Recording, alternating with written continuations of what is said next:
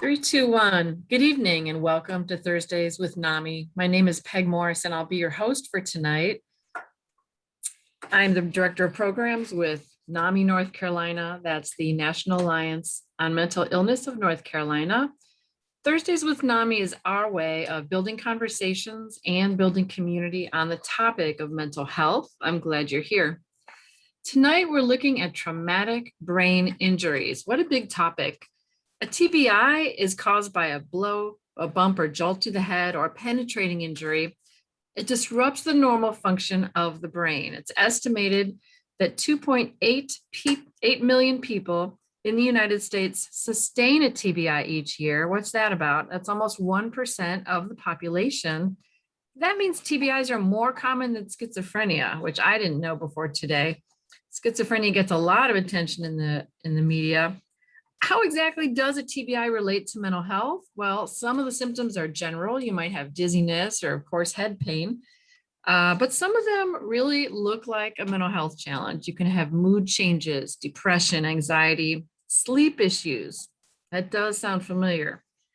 So tonight we're honoring March as Brain Injury Awareness Month. We'll be talking to three heroic women. Two of them are with us now. One will be joining us shortly. And these two who are here right now, Emily and Lynn, have come back from serious brain injuries themselves. They've had heroic recovery journeys that they're going to be sharing with us tonight. Our third guest, who's arriving shortly, Jackie Pilgrim, has a son whose brain was injured during childbirth. So we've got our caretaker and we've got our two hero survivors. As usual, the first part of our show will be an interview with our guests. About halfway through, we'll show a light touch video of the week, and then we'll spend time answering questions from you, members of our virtual studio audience. But first things first, I want to thank our funders. Thursdays with NAMI is funded in part by the North Carolina Department of Health and Human Services Division of Mental Health, Developmental Disabilities, and Substance Abuse Services through the Federal Community Mental Health Block Grant Fund. We appreciate their guidance and support very much. Now, without further ado, I'm pleased to welcome tonight's guests. Our first TBI survivor is Emily Rodriguez. Emily excelled in high school and college athletics before beginning her teaching career. Today, she's a physical educator and dean associate with Brooklyn Middle School. She's known as the teacher who prays. And she documents her journey of praying for New York City schools one by one on Facebook. This teacher prays. Lynn Delguadio is a coach, author, and speaker who helps people to live more intentionally, more deliberately. After sustaining a traumatic brain and spinal cord injury, Lynn listened to her own body and mind, intuitively developing a systematic approach to healing. Her book, Altered on Impact, recounts her recovery and how others can benefit from the practices that worked for her. It's all backed by science. Jackie will be here momentarily. She's an advocate, international speaker, blogger, poet, artist, and entrepreneur. She's also the proud mother of a son who lives with a TBI and some other serious health problems. She loves bringing creativity into all aspects of life, especially mental wellness. Welcome, panelists. Thanks for being here. Thank you. Thanks, Meg. All right. So we'll jump into our first question. You've been through some serious challenges related to health and traumatic brain injuries. Tell us your story in a nutshell, Emily and then Lynn. Well, good evening, everybody. My story, I started in 2019. I was T-boned in a car accident, which means the car hit me on the passenger side. The driver ran a stop sign. And at the time, I was a phys ed teacher at a middle school in Brooklyn. And from the accident, it was very traumatic. I went in and out of consciousness throughout the accident. I was alone in the car. I had just dropped off a friend, and thankfully, she wasn't in the car because she would not have made it. The way that the gentleman's car was inside the passenger side of the door. Um, um, it was very, very hard to call 911, as I was like listless and like couldn't really like figure out where I was and to even ask for help. I didn't even know my name. Um, but I do remember like trying to figure out like landmarks and like trying to like wipe my eyes and figure out like where I was, to try and get help to me. Um, I do remember going in and out and trying to stay on the phone. Um, from my injury from the car accident, I sustained like the traumatic brain injury, as well as like significant nerve damage in my lower back and in my neck. Um, and so my traumatic brain injury is to my frontal and my temporal lobe, which affects my speech, memory, and my ability to process information, um, which has been a really difficult struggle. Um, I struggle to read, um, to even understand simple conversations. Carrying conversations sometimes is really difficult. I get the when people say something and I don't understand, I'll ask for them to say it a different way, and I get the I get the either saying it louder as the amplified version will help me understand, um, or I get the repetition of the exact same statement as so those are frustrating. Um, but I did walk away from my accident with only the ability to speak 4 words, and those 4 words I will never forget. It was I and yes and no, which is very interesting to try and communicate with people. Um, but my mom is like super awesome and understood everything that I was trying to say. I experienced a significant amount of aphasia, um, which is kind of like a mumbled, jumbled together of words that don't go together. Um, which is frustrating all in itself. But to the person that's speaking, like I'm saying something that means something, and to others, they're just kind of looking like, "Girl, I have no idea what you're trying to say right now."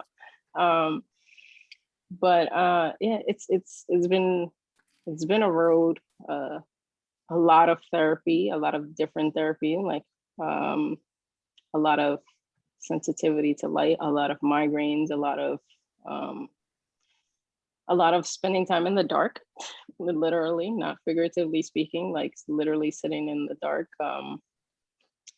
candlelit moments. No, I'm not trying to be romantic, but that's really like how I chill, like because I was very sensitive to light, and migraines are a huge bummer. So yeah, that's kind of it, I think. Wow. Well, you've come a long way, Emily, and I'm so glad that you can be here with us tonight and you're communicating beautifully thus far. So that's certainly something to be thankful for. Lynn, how about you? Thank you for having me. Hi, everybody. So yeah, my injury was July 3rd, 2014, and I had just finished like an 8-mile run, and I just wanted to go do some weights. So I sat down at the lat pull down machine where you sit on the bench and you load the weight over there, and there's like a pulley system and a metal bar. And so I just started pulling, and on one of the pulls, the entire system snapped. So the bar came like crashing in my head with a force of 80 pounds. So I swelled like a cantaloupe within seconds. Um, I had a neck injury, and then because of the seated position, the impact on the spine caused a hypershifting in the low back, and then the hypershifting created the formation of a cyst on my spinal cord. So I had all the symptoms that Emily was describing. It, it was a fall risk for about at least a year. Because of the nerve stuff in the neck, my arms and hands didn't work meant often. I stuttered, stammered speech quite often. Didn't know where I lived, who people were. I had so much pain all along the right side of my body. I had pain in my low back. At the time, I didn't know what was causing it, but a couple of weeks after the injury, my brain started to recognize this electrocution-like pain in my left calf. And that would happen every now and then it became every few times a day. And I would go to my doctors and no one could figure it out. And then it was several times a day. And then it became electrocution all over my body and ultimately every 20 seconds. And they tried, and I gone to 30 specialists by then. And they tried gabapentin, 1 tablet per, and then that worked for like 2 weeks. And then they upped it to 2 tablets and that worked for maybe 2 weeks. And then they said, take 3 at a time. And that wasn't working. And this is 18 months later. And I had dropped 35 pounds and I was operating at about 5 to 10% capacity. I felt like a 90-year-old, just like waiting to die. So I just, I'm an overachiever, but I suck at suicide. So I'm happy to say that that's one thing I'm not good at, because I did get to the point where I said that the pain is too great and no one can figure it out and this is no way to live. And I said goodbye to a couple friends and I was just going to take as many pills as I could. And the next morning I woke up and I'm like, really? I don't know how to do this. And I think something about that said, my spirit never gave up on me. So I'm not going to give up on my spirit. So once the cloud lifted, I said, I'm going to find a doctor who can help me. I don't care what I have to do. If I have to beg and plead and demand. And I found one and he said, where's the MRI of your low back? I said, no one's taken one. And he said, you're kidding me. I said, no one's ever taken one. And he took one and lo and behold, there was the cyst. So it's been a long road, it required surgery. And I still, you wouldn't know it, but like when I talk about this, I don't know if you experience this, Emily, but I still get nauseous when I talk about the accident and I'm dizzy all day, every day. That's the one thing I can't figure out. And it's so debilitating. It's very limiting. It's a very limiting life, not being able to drive and not being able to, watch a movie and not being like, it's not the worst thing that can happen. My vestibular and vision systems are constantly at war. Overall, I'm happy with my recovery. I have to say that. Thank you, Geraldine. I have new pain since the surgery, which is expected, I guess. But I just, right now, because the strategies I developed, I really just want to help as many people as I can through my own experience. Right. My goodness, I have to tell you, Lynn, it kind of hurt to hear parts of your story that I can't imagine that, pulling with all your strength and having that come down on you. So I think you've both been amazing. And it's interesting, Emily and I were talking informally before this official start of the show. And Lynn, you mentioned just now, having trouble finding the right provider, finding the right doctor or the right hospital, even where you would get the care that you needed. So I don't know if this is just an area that people don't know how to treat, or if there was, that just seems really like maybe we need to get more education out there among providers and among regular folks. Absolutely. Yeah. So we'll start with Emily and then Lynn. Feel free to add your comments too. According to the Mayo Clinic, our next question, TBI can increase your risk for mental health challenges like anxiety and depression, as well as sleeping problems. Have you noticed any symptoms? You'd almost have to, just going through so much hardship, I would think. is definitely along with just like Lynn said, like even talking, I don't know if you guys can see, but like just talking about it, you shake. Um, so there's significant amount of anxiety, depression comes in waves. I also have PTSD, but I really have a beautiful support system.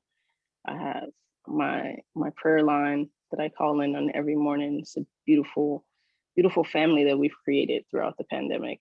Like we started it at the beginning of the pandemic, and we've been praying with each other for almost a year, every morning, and now every evening as well throughout Lent. And my family has just been remarkable, you know, like just their desire to want to be there and to want to understand and to want to help.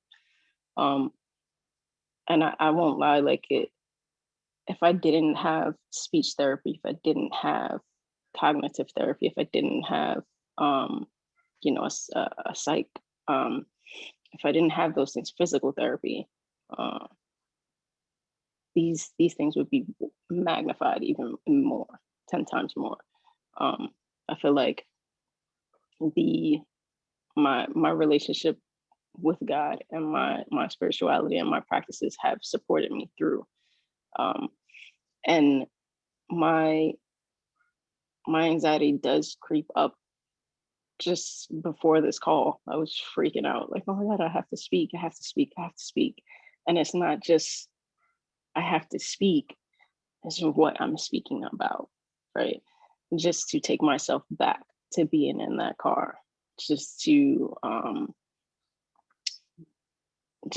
relive certain things. It's just it's a lot. And to know the strong woman that I was before, and the deficiencies that I have now, they do alter who I am now, right? It doesn't make me less in strength, but it does alter how I interact and how I move and what I do now. Whereas opposed, I would want to just get up and move.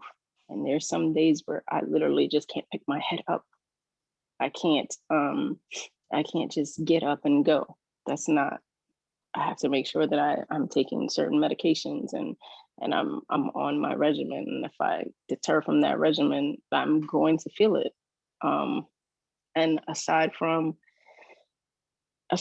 just my brain injury, I do experience seizures as a result of the brain injury.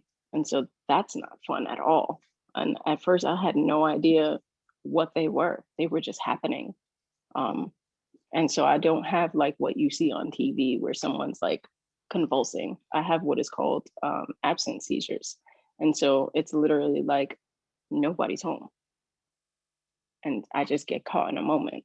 And what freaks me out is when I come to and I see the look on my mom's face. That's different, right? When I see the look of desperation on my mom's face because she doesn't know what's going on. And to me, it's like I did that to her, right? But it's not something that I'm intentionally doing to her. This is my circumstances. This is my injury, right? This is a product of my injury. And so not knowing what the triggers are and where I am right now and how to prevent those things right now, because we're still in the discovery stage of what medications work best for Emily, because each person is different. What best supports Emily. We don't know those things right now. So we're still kind of like in the experimental stage, if you will, because doctors don't really have a definitive answer for you, right? And there's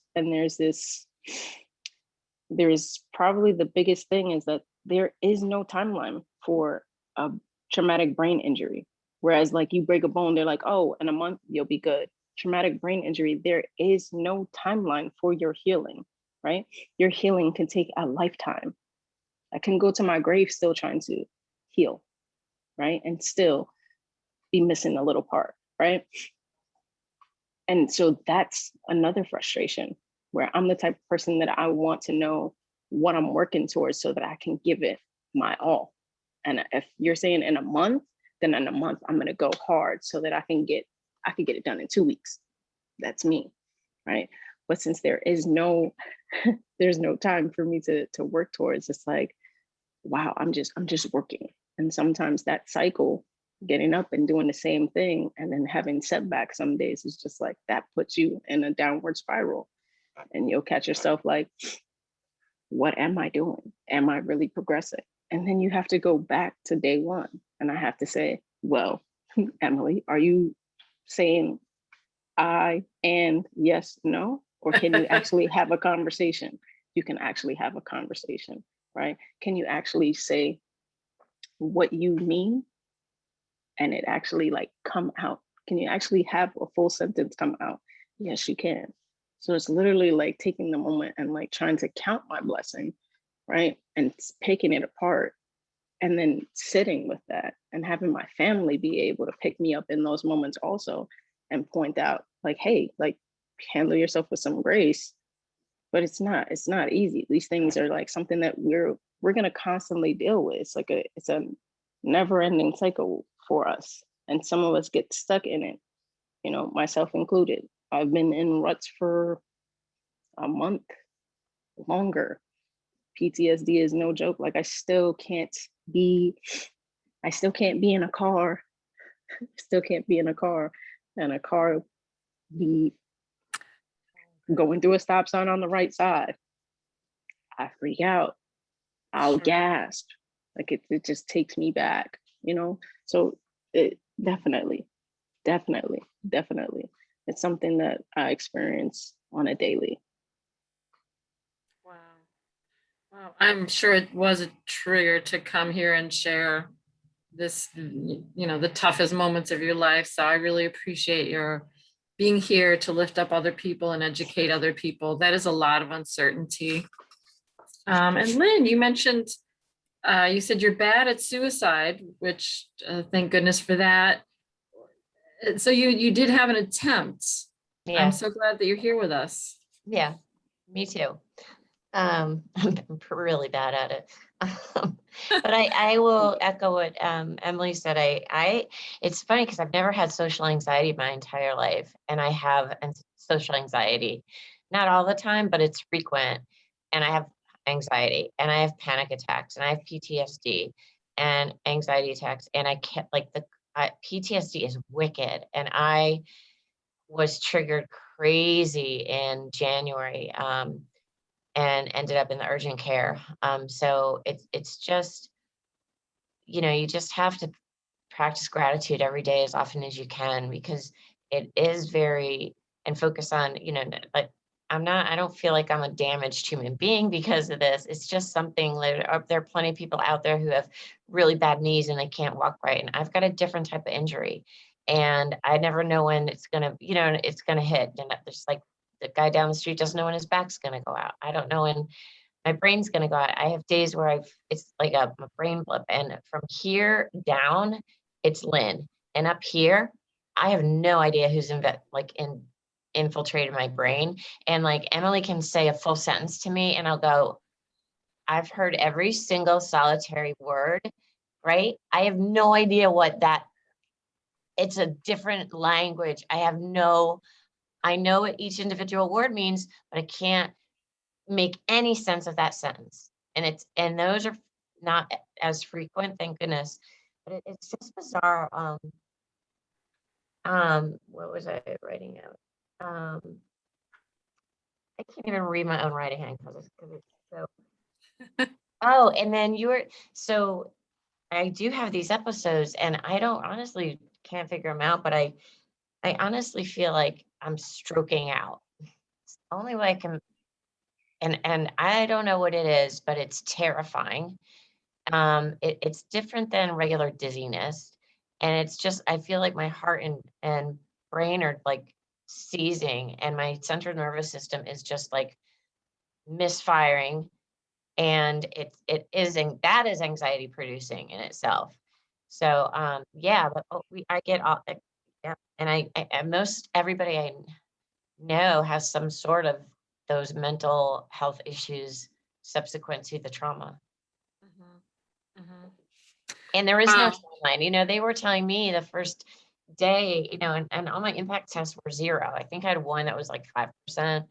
And they're like, yeah, but you'll be better in like 2 weeks. And then like 6 months later, and then you're like, take 1 step forward, 2 steps back, 3 steps forward, 2 steps back. And then they're like, okay, your impact tests are improving. Maybe you can go back to work. And then they go way back to 0 again. So it took me 6 months to get back to work. And even then, I couldn't even remember how to do my job. And that was, oh man. Goodness. Yeah, I remember you telling me you called your boss and you said, well, I think I'll be in later this week or something like that. I said to my boss, in my head, I said, I had this accident and I should be, but what he was hearing at 9:30 in the morning was, because I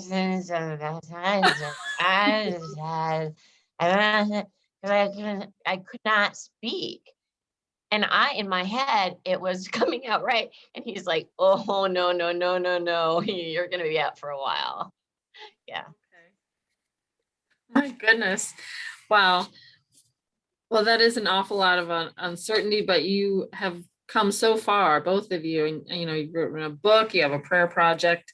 So it's amazing the things you can do. I guess if we just take these little tiny baby steps and take it one day at a time. So Lynn, what has been most helpful for you dealing with TBI symptoms?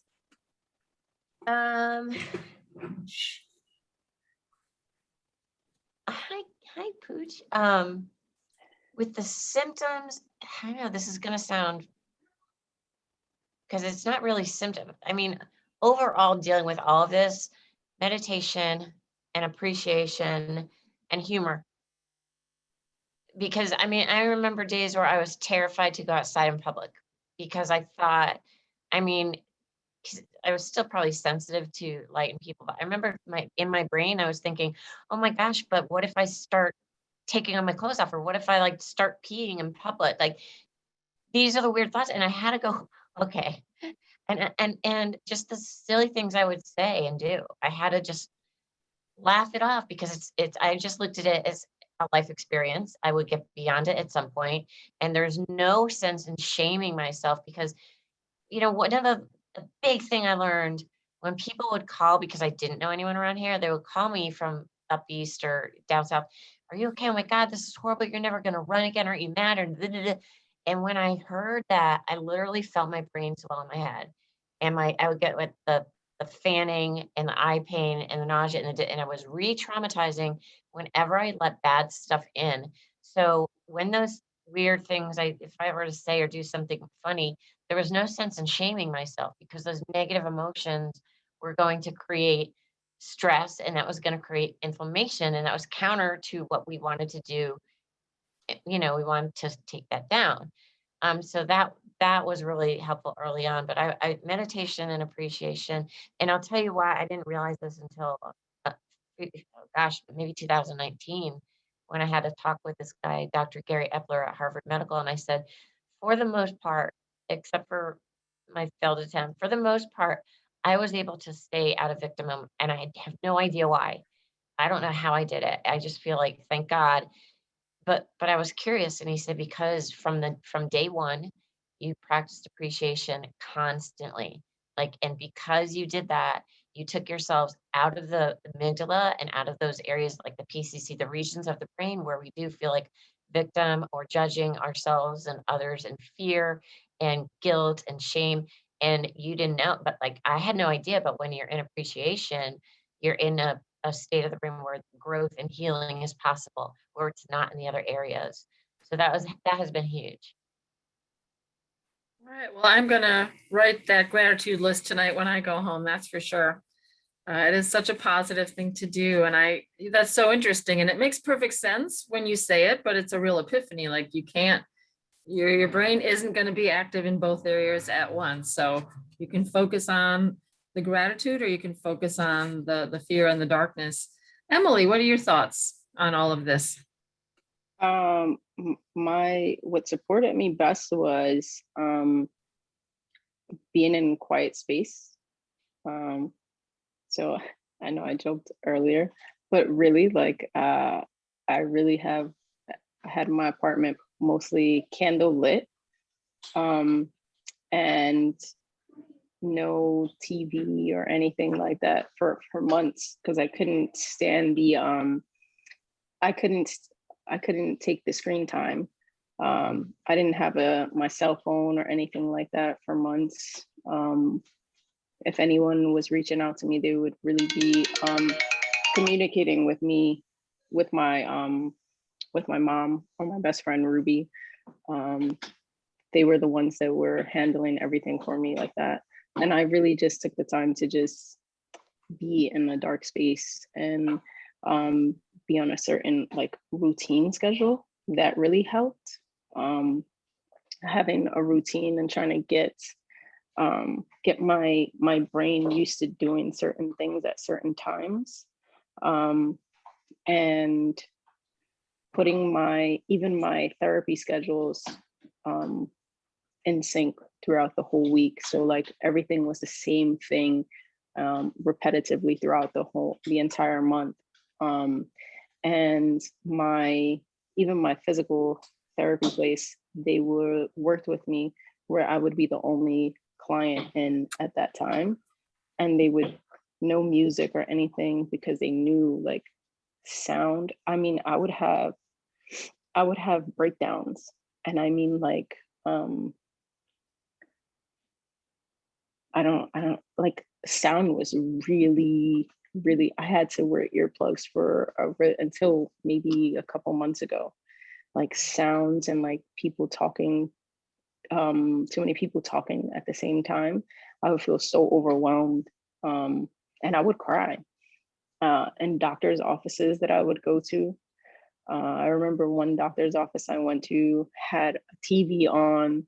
A few different people were having their own thing going on, and I was sitting there and I was just freaking out. I mean, like trying to soothe myself, rocking back and forth. I had the earplugs on and I could still hear them, and I was just like, oh my gosh. So like just being able to advocate for myself and telling the office like, hey, when I come in, I need to be able to go somewhere different. Like I can't wait in this waiting room. Like this does not support me at all. Like this is gonna give me, like I'm gonna have a setback. Like this is not for me. So just knowing what I need and being able to ask for that exactly, specifically. And also being very specific with my family also as to what I need. And I was very big on making sure that people didn't pity me. I didn't want to be pitied. I didn't want to be treated as though I was fragile, right? Because I'm a powerful woman, believe in God. And so I believe in the power of God. So I don't need to be boxed in or treated like I'm gonna break. I'm not gonna break. I stand firm in what I believe in. And so all I need is for my support system to uphold me, because right now some moments I can't. And so my family would step in and like pray with me and be with me, and just whenever I needed to, like I would just come with my dad, and I would just lay on my dad would just rub my head, just like I would tell him, like, this side is where I hit the window, this side just hurts sometimes, and he just rubs that side of my head.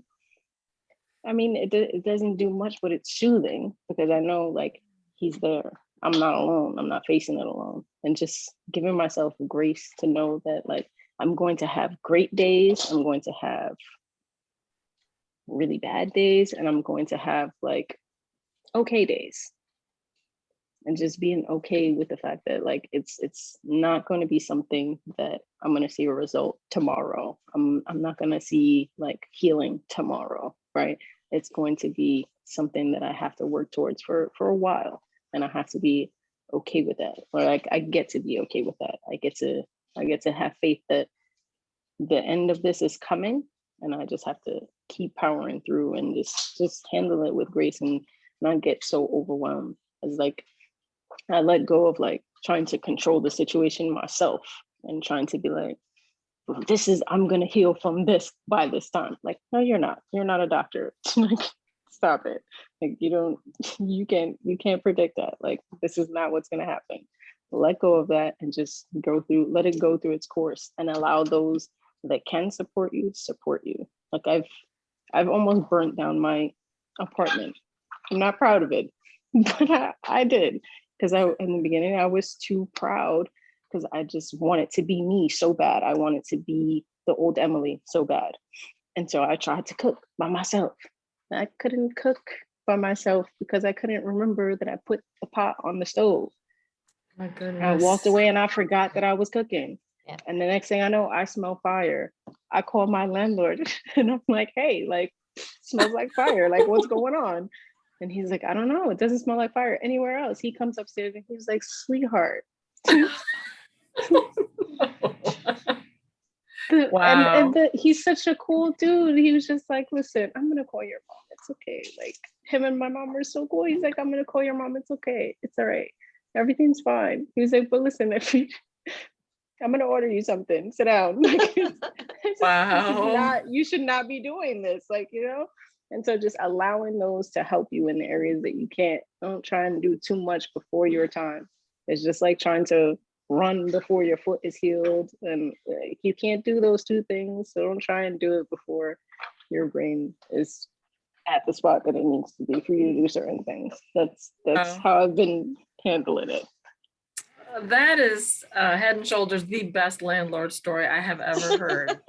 That's lovely. And I'm so glad that your therapists and your appointments were accommodating. So you didn't have too much stimulation that it made you sick or it made you break down. That's wonderful to hear. So that's fabulous. And so this one goes to Emily first. Have there been any defining moments since the TBI occurred that impacted your recovery? Okay, this is gonna be one of those things. Can you ask that question a different way? Because I don't understand. Oh, was there like a turning point or a moment where you had a big insight, like, okay, this is going to be a lot easier than I thought, or this is going to be a lot harder than I thought? Oh, yes. There was these exercises that I had to do with so cognitive therapy. It's not what you think. It's not like the talk therapy where like you're talking to someone and like, oh, these are my, this is what I'm thinking. No, it's like on a computer. So at first I was like, I don't understand, because they're telling me to stay away from computers, but yeah, I have to do therapy on a computer. So that's my first pushback. But I had to do like these memory games on a computer. And the memory game was also like, it had math problems in it. And I'm really good at math, like really good. Like that's like my favorite subject throughout my entire life. Like math has been my thing. So I'm like, oh, this is gonna be easy. Like, no, it was not. Oh no. And I remember I was so upset. Like this was one of my setback days. I was so upset. I was crying. I was like, I feel stupid. I feel stupid. And so I was like, I called my god sister. She's watching. And I called my god sister and I was like, I don't understand. Like, I just feel so stupid. Like, am I gonna be stupid for the rest of my life? Like, I don't understand. Like, I never even heard of anybody with a TBI. I told you. Like, and so like, I was just having a moment. And it was just like in that moment, she was like, look, it's the first try. It's like when you're playing basketball and you first try and learn how to do a layup, like you don't get it right the first time, Em. Like you didn't learn how to play basketball overnight. Like you had to train a really long time. And then you got it. And I was like, all right, don't be trying to like be philosophical on me. But she like, she really broke it down in a way that I understood, because basketball is my thing. So I took to it. And then a couple weeks later, like stuff was really getting like easier. The problems were getting like easier, like still difficult, of course, because it's like a lot of brain power. But it was definitely like, I remember that, like, I just kept saying that. Everyone on my prayer line remembers the prayer call the next morning. I was like, I feel so stupid. And everybody, they were so loving and held me up in prayer. I love you guys. But it was just like, definitely, that was a defining moment, because I could have chosen to just continue to go and that spiraling down and really believe that I was stupid. Um, when in fact, like, it's not like a traumatic brain injury doesn't define like your intelligence. It literally is, there is an injury. There is something hurt. There's something that needs to be healed, right? There is nothing wrong with your level of intelligence. It doesn't say that like you're dumb and you don't have the knowledge base to do these things. It is that something, your wires are not the way that they're not connecting the way that they used to. And so what it needs is to exercise and learn how to do it all over again. And once it's back to that familiarization, then we're back on track and you'll be fine, right?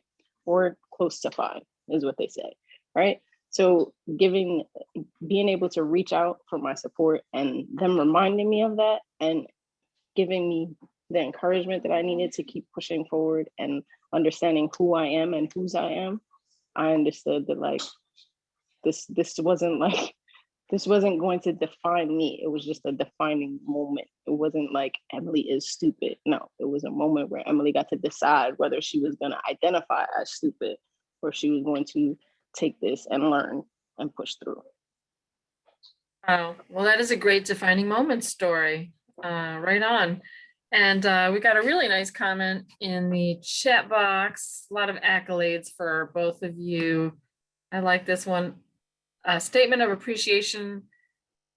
As a survivor, I want to thank you. You have my admiration and empathy for both of you. Thank you. You're not alone. Keep shining. That's lovely. Thank you for that message, Kate. Lynn, I know you have more to add, more beautiful wisdom here. I remember those tests, and it's like, was this, they had, and like the ones with the little objects, and then they show you all the sets, and then they have like the new series of sets. Was this in the first set? Was that in the first set? Was this in the first? And like, I just had a laugh. I'm like, oh my God. I just had a laugh. But one thing that I didn't mention earlier about what helped with symptoms, light and sound therapy helped a lot. And I can't even tell you like what it helped with. I just remember leaving that office going, oh my God, I feel so good. But I think one of the aha moments to me was after I had my back surgery, I started getting all this new neck pain again. And then my arms and hands stopped working again. And I was getting these really bad headaches. So I went to another specialist, and I was getting new back pain. So there's all sets, like a new set of pain everywhere.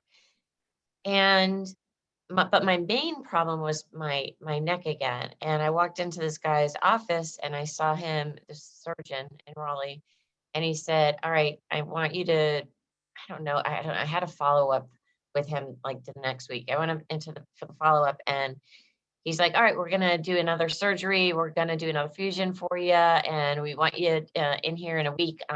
You need to get this right away. And he walks out, he walks back, and he pokes his head and he goes, oh yeah, and about your neck, I don't know. And I just went, oh, hell no.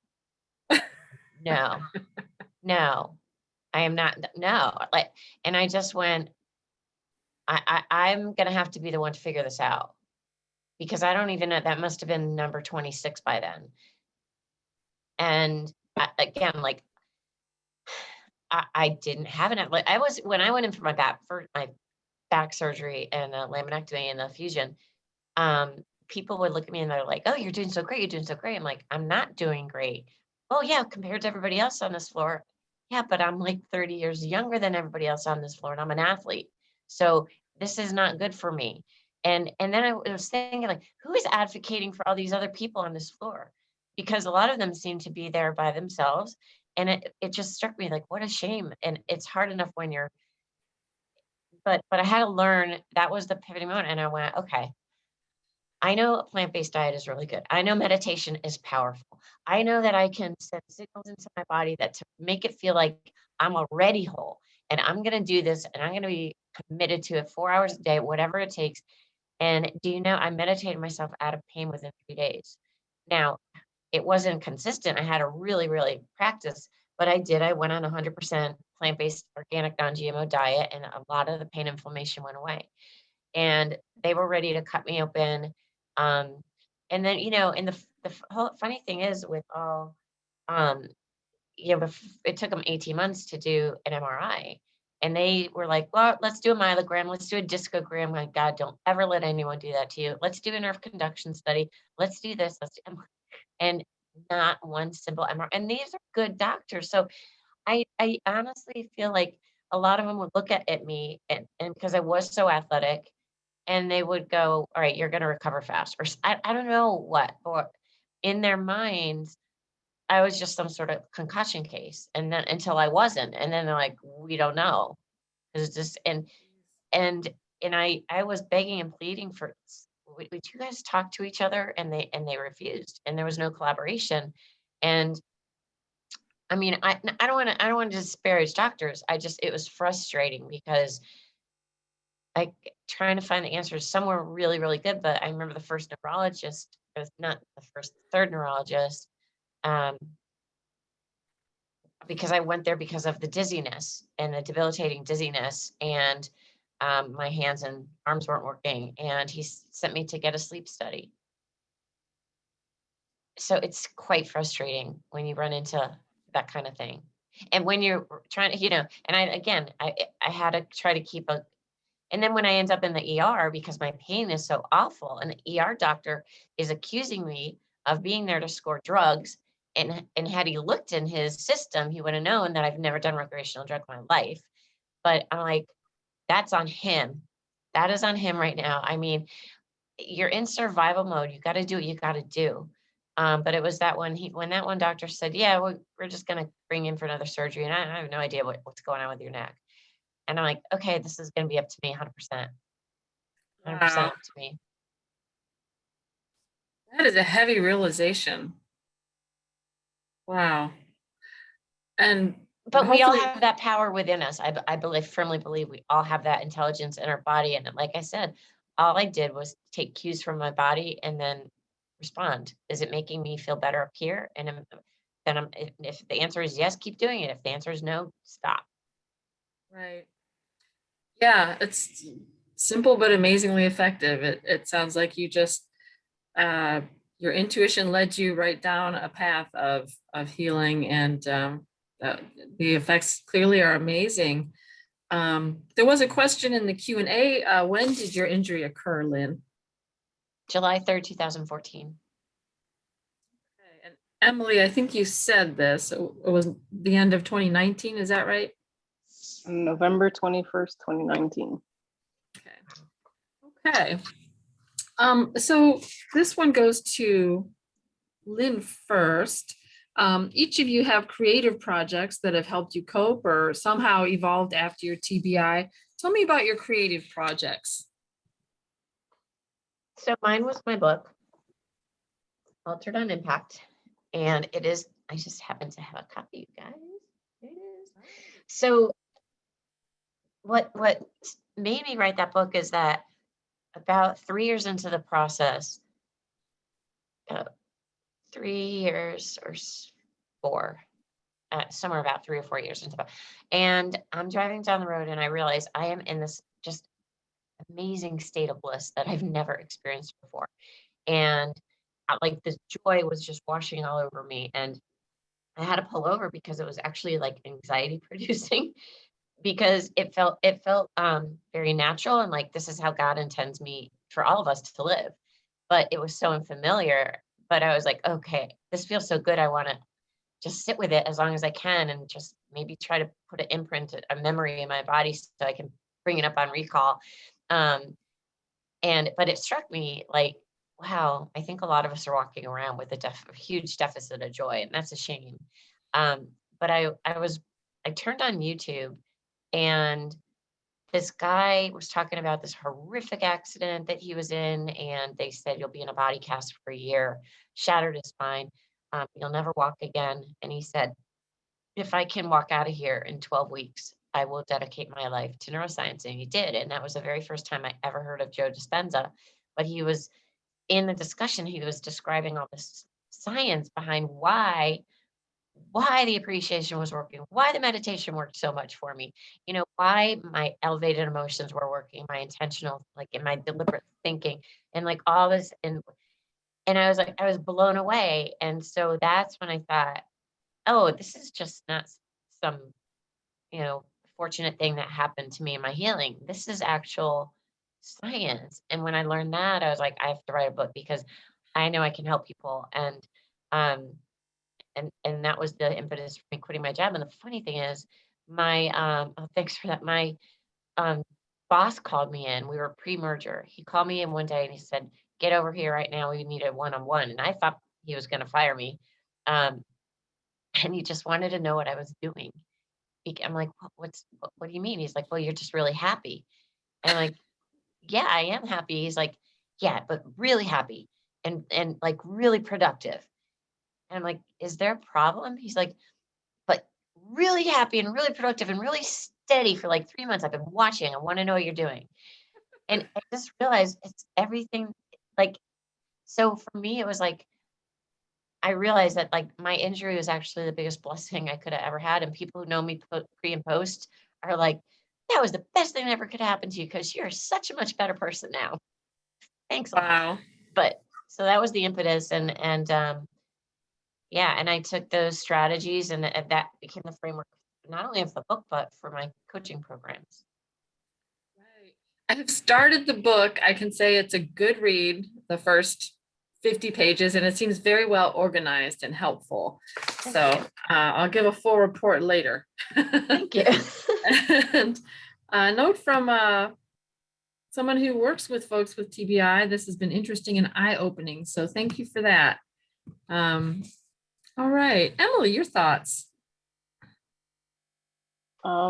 So my I like to think of what I'm doing as a mission, to a calling. When I think of a project, I think of like a job, something that you have to do. And this is something that I feel that I was called to do. So in the midst of the pandemic, the mayor of New York City decided that he was going to announce the opening of the schools, public schools. And something just didn't sit right. Something stirred up my spirit, and even though I'm not actively teaching right now, my relationship with most of my students is still very strong, and so they still reach out to me for advice and seek that confidence and that conversation with me. And so a lot of them express like their fears and their concerns, and rightfully so. One of my dear friends and a teacher at our school passed away due to COVID, and so the kids were very scared to return back to school. And she's a beautiful soul. Zoe was one of the, like, I would say like one of like my right hand at work. We were creative minds, and always looking for different ways to reach the kids in unique ways, like outside the box thinkers. And she would support me, I would support her every event. And so just knowing that myself, like I wasn't going to be returning back for the school year because of my injury. And now that with her passing, obviously she wouldn't be in the building. Just knowing that two people that the kids normally would confide in, those are two relationships that those kids are now is void. Not saying that other teachers in the building don't have strong relationships with them. I'm just saying that those are two relationships that are now void for some of the kids. And so I went and I went into my prayer closet, and I asked God, like, what do I do? I can't go back to work. We know that. I can't even be in a loud place. So how could I teach a class? And I'm having seizures now, so how that wouldn't be fun for kids. So I heard to just do what you know how to do. And I've always been the one I've always been a prayer warrior. I've always been the one that'll stand in the gap. I've always been, even when I was at the school, I've always prayed at the entrance of the door before my kids enter for the day, for the school day. I greet the kids at the door. So I've always blessed the building before the kids enter, regardless of what controversy that's just my thing. And so God told me to just go out and pray. And so I was obedient, and I got up one morning and I just walked to the neighboring schools in my area, and I prayed in front of them. I praying for their protection, praying for God to just keep them, praying for the parents, the students, faculty, teachers, the community. And at first I was just going to do the schools in my area. I won't lie to you. I was just like, oh, it's probably just, like Queens area, and then it hit me and it was like, no, New York City. Wow. New York City. And so I go out every day at 5 o'clock in the morning, and on my bike, I would ride to as many schools as my body would allow me to, because it's not safe for me to drive. And so I would go from school to school, and I would pray in front of each school, and I would post on the Facebook page that I created, This Teacher Prays. I would post and just to let people know, like, someone is out here covering you. Someone is out here thinking of you, whether you're a believer or not. Something higher than ourselves, right, is covering you. And so to date right now, I've covered 1,771 schools. There are 350 schools about left for me to cover. And I know that they have called for schools to open again to like full capacity, starting at the end of the month, this month. So, it's been a beautiful journey. It's been a blessing to me. I've had, when I started, I never thought it would be what it has grown to be. I have people that reach out to me and ask me to pray for their school. They'll send me pictures, send me the address, like, hey, can you please, like, I see what you're doing. Can you please come pray for my school? And like, to the point where now it's like different states, different, I've had some people from different countries. God willing that will happen, but yeah, different states. Virginia, upstate has already been calling me. I know upstate has been calling my name. Long Island, so like out of the inner city. So I already know, like, I'm going to be going in different directions, but it's just been a humbling experience just to do God's work. And I am in the beginning, what we're going through is already a focus on us, right? There's already a stigma of people looking at us and saying that we look fine. You look all right, but I'm not, right? On the outside, I may look fine. To you right now through the camera, I look fine. But my head is pounding, right? Being completely honest, right? And my heart is racing, and I'm thinking, I'm worried about how many times am I gonna stutter? Am I gonna actually say what I wanna say? Am I actually making sense? Am I remembering everything?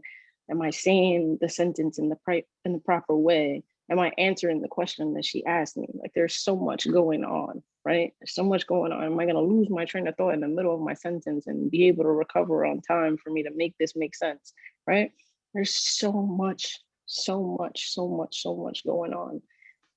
And all I want to do is take the focus off of me and be of service.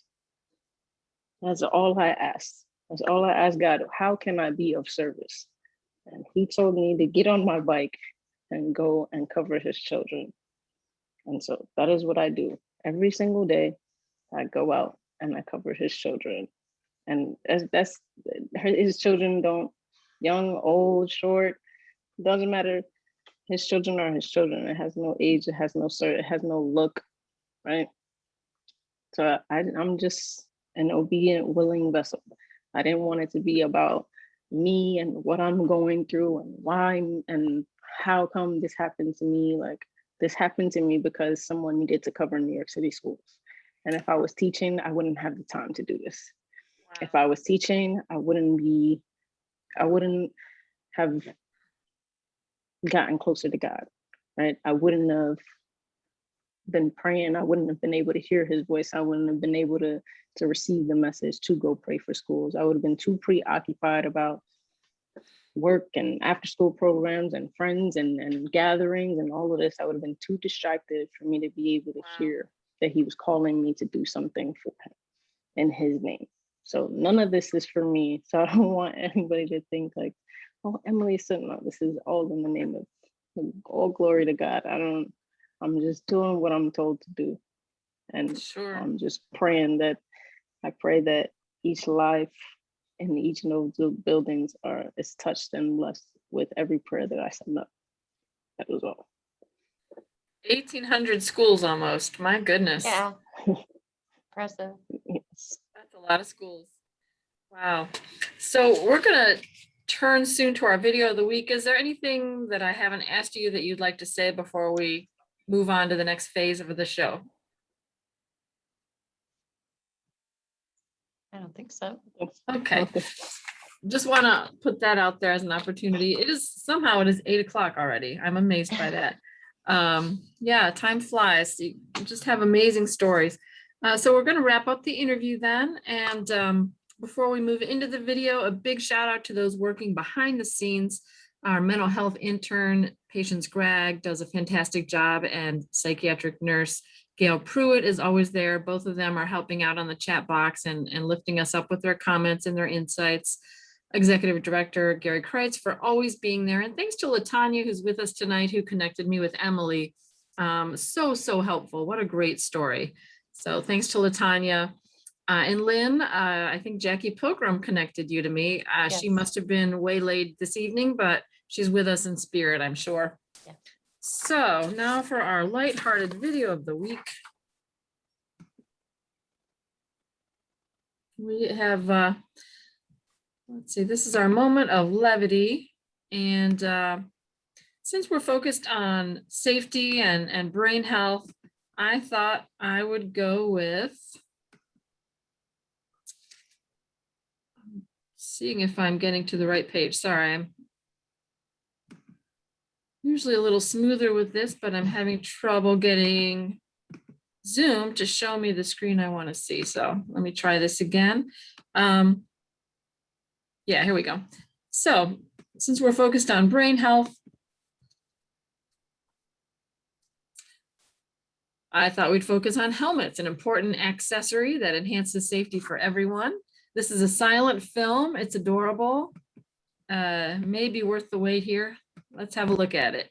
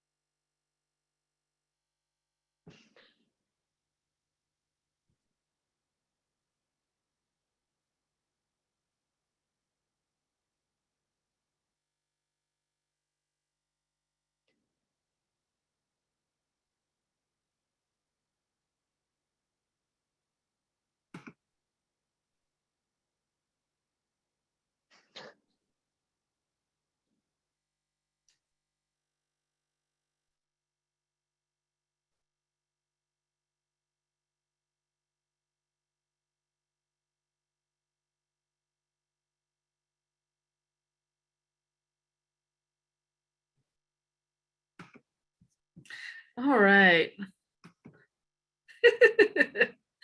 So we try to have fun with our video of the week. Something fun, something different. And now it's time for your questions, virtual studio audience members. If you're new to Zoom, you might be wondering, how do I ask a question? There's a Q&A bubble icon at the bottom on the sort of left of your screen. Type your question there. It will magically be delivered to us. So here we go. A question from Zule. Are concussions and mild concussions considered TBIs? Or are they only injuries that have long-lasting or lingering effects beyond the scope of time it takes to heal from a concussion? So whoever would like to field this, go ahead. I do believe there's a slight differentiation between the two, but they do fall under the same category. Concussion is like on the lesser end of a traumatic brain injury. Traumatic brain injury is the actual injury to the brain itself, like the lobes of your brain. So mine is to my frontal and temporal lobes. So that's why my speech and memory was impaired. And concussion is more like a shaking, like causes like some type of rattling, like sound like that. We always have good expertise in the audience too. A concussion is more like a bruise on your brain. So thank you for that, Nicole. All right. And moving right along, this question is for Lynn. I think this is referring to when you spoke with your boss immediately after your injury. Did your boss think that you were drunk? You did a pretty good imitation. He did not, because he understood brain injury. But I was trying to be a good little worker bee, not realizing yet how I sounded. And so I had called I worked for a bank at the time. I had called a couple borrowers, and one of them said, are you okay? Because it sounds like you're self-medicating. Oh my goodness.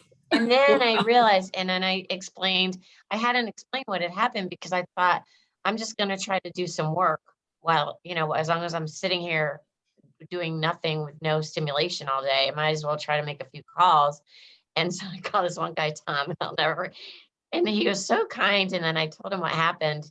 And he said, oh my goodness. I said, no, I'm not. I said, do I sound off? He said, yeah, you do sound drunk. I'm not. I just had a brain injury. So yeah. Well, thankfully people understood what the true situation was. Yeah, for the most part, people were wonderful. All right, this is an interesting question from Gary Kreitz. Does your TBI affect your dreams? I don't know if I swear I was seeing ghosts though, like for a long time afterwards. My intuition was on fire, and I don't know about my dreams, because I've always had very vivid dreams. But I don't remember, maybe. I remember my intuition was like lit up, and my right brain was lit up, whereas I was always a very left brain person. So it's like everything switched, and I was a very much, INFP introvert. And now I'm like, you can't shut me up. It's just everything shifted. But I don't remember about the dreams. Interesting. I don't sleep much, so that's one of the side effects from, I have, I don't know. I don't sleep for days at a time. And then I'll sleep maybe a couple hours, and then I'm up again for like maybe 3 or 4 days. So it's not fun for me at all. Like maybe in the beginning, when I first had the injury, like under all the medication that they give you, like gabapentin and all that stuff, that makes you like really drowsy. But once your body gets like acclimated to it, it's like whatever. It's just another pill. Would you benefit by melatonin? Have you tried it? I haven't tried it. I take it every night. It's natural, and I swear by it. I will not sleep without it. I literally will not sleep. I will not sleep maybe 2 hours every other night. Maybe. I think I was like, I guess because in the beginning I was so afraid to go to sleep because of yeah. But like in the beginning I was so afraid to go to sleep, and like I don't know if you had to get woken up in the beginning too for like the first 2 weeks I wasn't allowed to go into a deep sleep. I think So you're referring to, so after you have a serious head injury, my understanding is they don't want you to sleep because you could, I don't know exactly what it is. Yeah, but I Die. also have another pre-existing condition, so it wasn't good for me to go into a deep sleep either.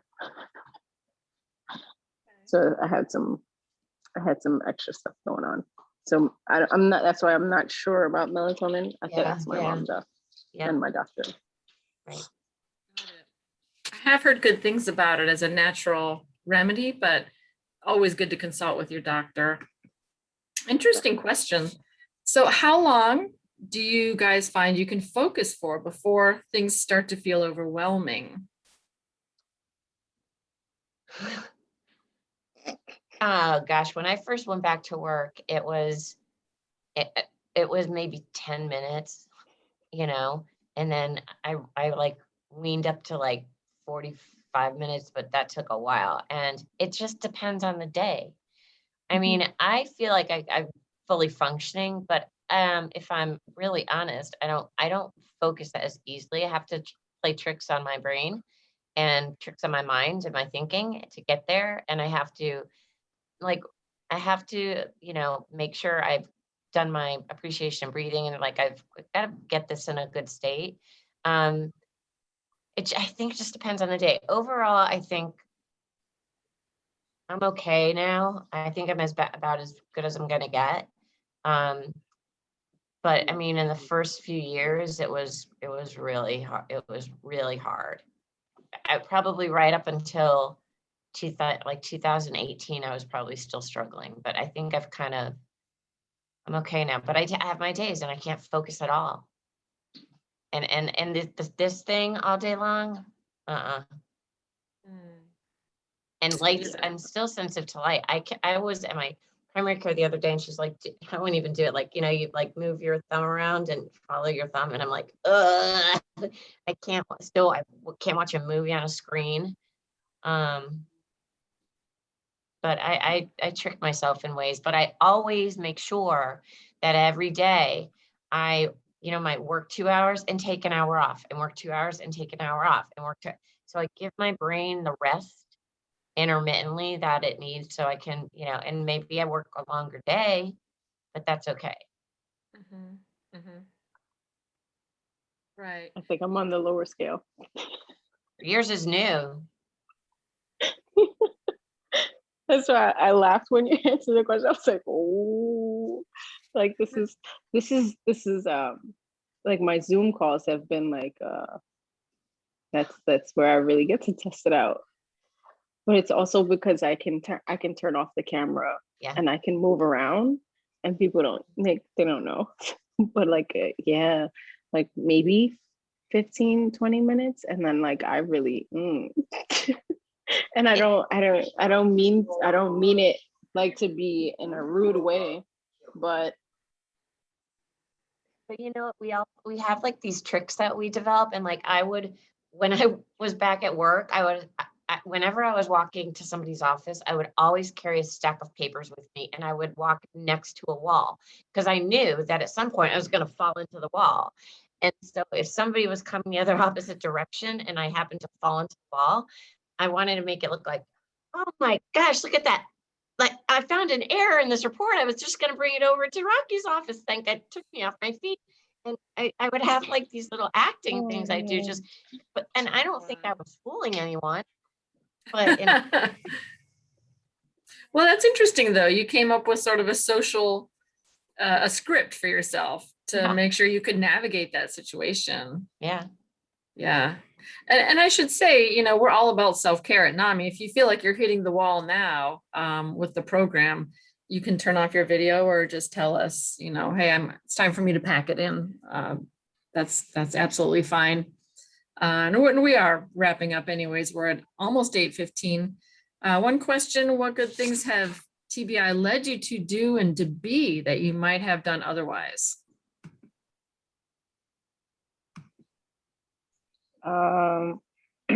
My TBI has led me back to singing. I remember that was my first concern, which was really, it was really surprising that was the first thing that I asked my doctor. I didn't, I didn't really care if I could talk or walk. I was like, am I ever going to be able to sing again? And he was like, okay, like, we're going straight for the big show. Like, we're going straight for the big guns. Like, yeah, I just want to know if I can sing again. And I think it was just like extremely profound because I should not have walked away from the car accident. I shouldn't have walked away, but I did. And so I wanted to do what I've always said that I wanted to do since I was a child. I wanted to sing for God. And so I'm finally on a worship team, which I've always wanted to do. And I found my home, and it's just been extremely, I don't know, it's just some ways where you don't have the words to say what you're feeling. Like music does it. Music does it. And what better way to thank God for bringing me out of there than to sing to him about it and just leave it all there. Like sometimes I don't have the words. Like I can't even fathom like why you would choose me. Like why of all streets, of all places, like you were there with me in that car and that very moment where I was hit and there was a telephone pole on my left side. I was 3 feet away from a telephone pole, so I could have been pinned, and I would have been, it would have been ugly. But he said, no, it's not your time to go. And so I just decided, like, no, am I going to be able to sing again? And if I do, then I'm going to use this talent that God has given me. What am I waiting for? I'm 35 years old. What am I waiting for? He's given it to me. Why am I not using it? Another comment from the chat box. Bravo. I was injured in 2009 and began voice lessons after years of not singing just a couple months ago. So kindred spirit there. How about you, Lynn? Oh, just getting this book out and helping people. But the big thing, because I was alone with my thoughts and nothing but my thoughts, and I was able to kind of understand that I can use my thinking deliberately. And I never thought about that before. And it's one thing to go, I don't like what that person's saying, so I'm going to think of an ocean.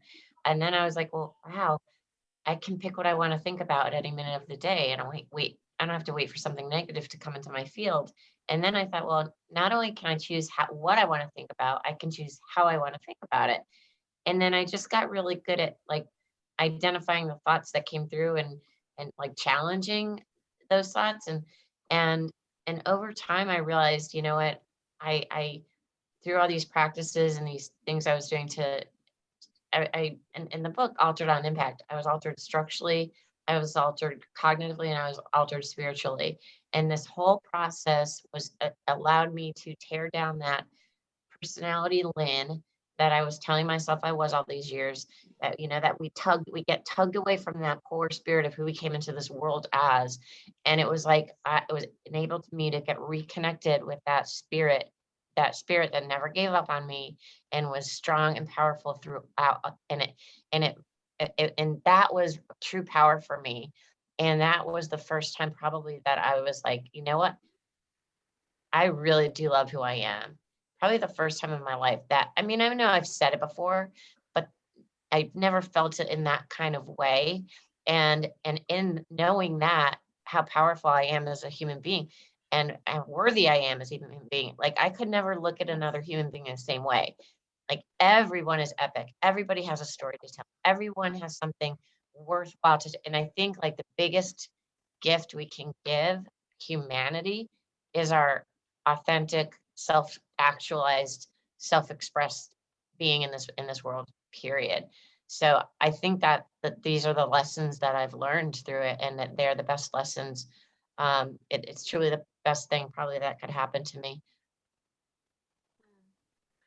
I've heard many people say that whatever you believe in, if it's God, Jesus, Buddha, your higher power, you will find that in other people if you open your heart to that. And I can definitely see that coming through for me tonight. So I'm so glad to hear both of your stories and just to experience this energy. There's so much good healing energy between the two of you. I think it's kind of knocking my socks off. So we've got one more question that's come up. May we contact Lynn and Emily directly via email?